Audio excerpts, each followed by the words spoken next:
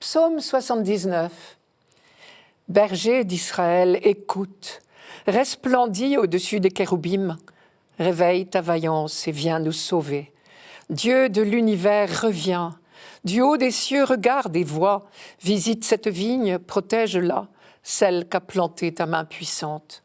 Que ta main soutienne ton protégé, le Fils de l'homme qui te doit sa force. Jamais plus nous n'irons loin de toi, fais-nous vivre et invoquer ton nom. Un mot d'abord sur les kéroubim. Nous les appelons les chérubins. C'étaient des statues d'animaux ailés à tête d'homme, corps et pattes de lion. 2 chérubins surplombaient l'arche d'alliance dans le Saint des Saints, dans le temple de Jérusalem. Ils symbolisaient le trône de Dieu. J'en viens au psaume. Jamais plus nous n'irons loin de toi. Fais-nous vivre et invoquer ton nom. Cette simple phrase nous dit que nous sommes dans une liturgie pénitentielle. Le jamais plus est évidemment une résolution. Jamais plus nous n'irons loin de toi. Cela veut dire que le peuple reconnaît ses infidélités et il considère que ses malheurs présents en sont la conséquence. Le reste du psaume détaillera ces malheurs. Mais déjà, sans aller chercher plus loin, nous lisons « Réveille ta vaillance, viens nous sauver ». Une phrase qu'on ne dirait pas si on n'expérimentait pas cruellement le besoin d'être sauvé. Et vers qui se tourne-t-on quand tout va mal ? Évidemment vers Dieu. Pour le supplier, on l'invoque sous 2 titres. Il est le berger d'Israël, il en est aussi le vigneron. 2 images de sollicitude, d'attention constante. Je m'arrête sur l'image de la vigne dans l'Ancien Testament.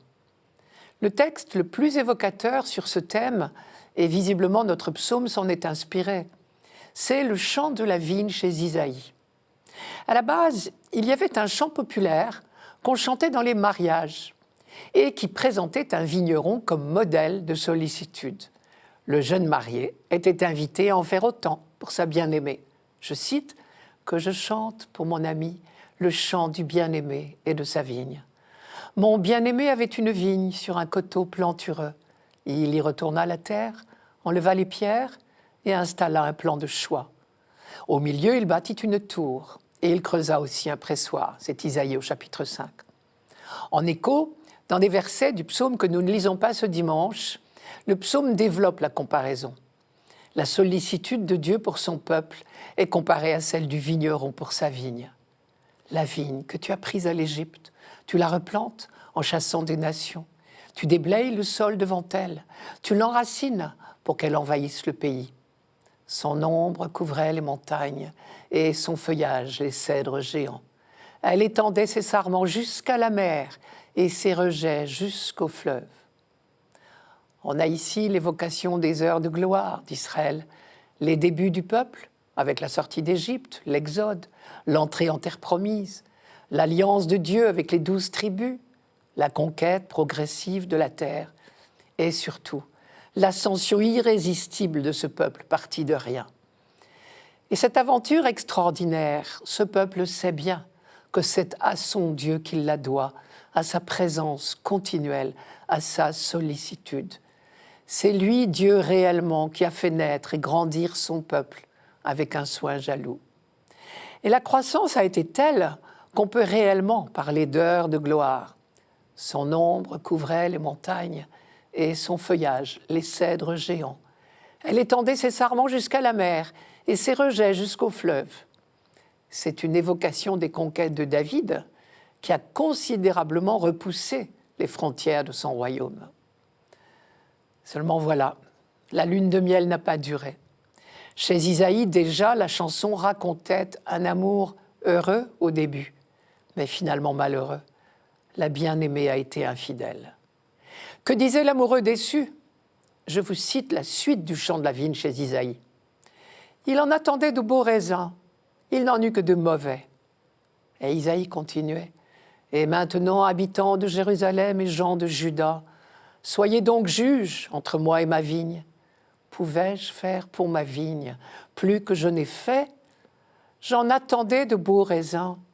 Pourquoi en a-t-elle produit de mauvais ? Et l'on connaît la fin de la chanson. Le vigneron en colère abandonne sa vigne. Dans ce psaume, c'est la même histoire d'un amour trompé. Bien sûr, Quand il s'agit d'Israël, ce qu'on appelle ces infidélités, ce sont l'idolâtrie et tous les manquements à la loi de Dieu. Et là encore, cela n'a pas été sans conséquence. À entendre en entier notre psaume d'aujourd'hui, le malheur est arrivé. Je vous cite quelques versets. « Pourquoi as-tu percé sa clôture ? Tous les passants y grappillent en chemin. Le sanglier des forêts la ravage, les bêtes des champs la broutent. Et un peu plus loin, la voici détruite, incendiée.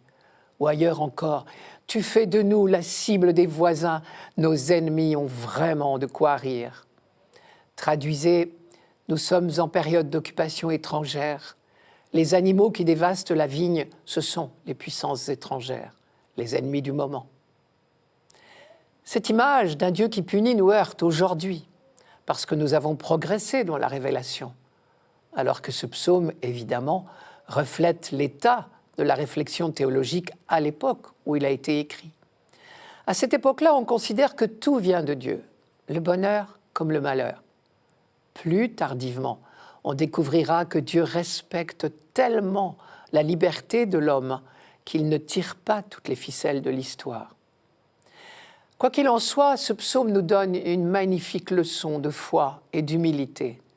Le peuple reconnaît ses infidélités et prend la ferme résolution de ne pas les répéter. Jamais plus nous n'irons loin de toi.